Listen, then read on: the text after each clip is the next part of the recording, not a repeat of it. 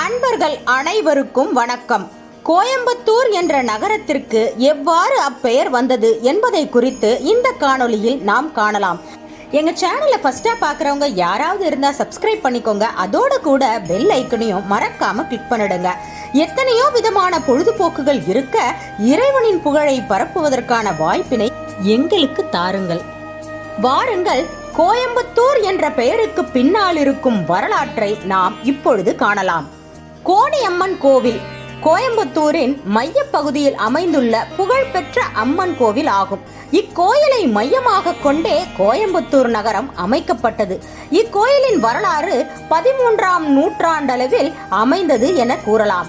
இருளர்களால் 600 ஆண்டுகளுக்கு முன்னர் இக்கோயில் கட்டப்பட்டது. பழங்குடியினரின் ஆட்சி காலத்திற்கு பின்னர் முக்கியத்துவத்தை இழந்த இக்கோயிலை மைசூர் மன்னர்களில் ஒருவர் மகிஷாசுர மர்த்தினி அமைப்பில் சீரமைத்தார். சிற்றரசன் கோவன் வழிபட்ட அம்மனே கோணியம்மன் என்று அழைக்கப்பட்டது. கொங்கு நாடான கோவை மாநகர் ஆதியில் அடர் மரங்கள் நிறைந்த காடாக இருந்தது. இருளர்களின் தலைவன் கோவன் அதனை சீர்படுத்தி நகராக மாற்றி ஆட்சி புரிந்து வந்தான். ஒரு சமயம் அவன் ஆட்சி புரிந்த பகுதியில் பஞ்சம் ஏற்பட்டு மக்கள் வாழ வழியின்றி தவித்தனர்.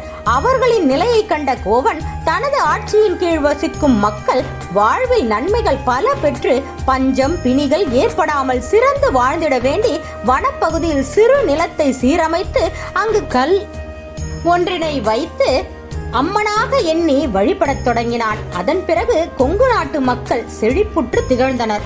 கோணியம்மன் அவர்களுக்கு காவல் தெய்வம் ஆனாள்.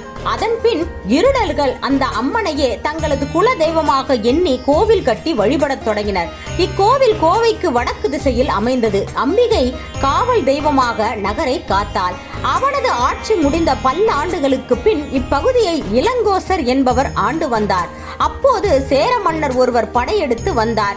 அவரின் படையெடுப்பில் இருந்து நாட்டை காக்க கோவன்புத்தூரின் மையத்தில் ஓர் கோட்டையையும் மண்மேட்டையும் கட்டி காப்பு தெய்வமான அம்மனை அங்கு வைத்து வழிபட்டார் அவர். இவளே கோணியம்மனாக வழிபடப்படுகிறாள். கோவன்புத்தூர் என்பது மருவி கோயம்புத்தூராக மாறியது. பார்வதி தேவியின் அம்சமான கோணியம்மன் காவல் காக்கும் கோவன்புத்தூர் மருவி கோயம்புத்தூரான வரலாறு ஆகும். இக்கோயிலின் 84 அடி உயர கோபுரமே இச்சுற்று வட்டாரத்தின் உயர்ந்ததாக கருதப்படுகிறது. கோணியம்மன் கோயில் கோயம்புத்தூரின் மைய பகுதியில் அமைந்து மிக கம்பீரமாக அம்மக்களை இன்றளவும் காத்து வருகிறது என்றால் மிகையாகாது. இந்த வீடியோ குறித்து ஏதேனும் கருத்துகள் இருந்தா கமெண்ட் செக்ஷன்ல மறக்காம தெரியப்படுத்துங்க. எங்க சேனலை ஃபர்ஸ்டா பாக்குறவங்க யாராவது இருந்தா சப்ஸ்கிரைப் பண்ணிக்கோங்க. அதோட கூட பெல் ஐக்கனையும் கிளிக் பண்ணிடுங்க.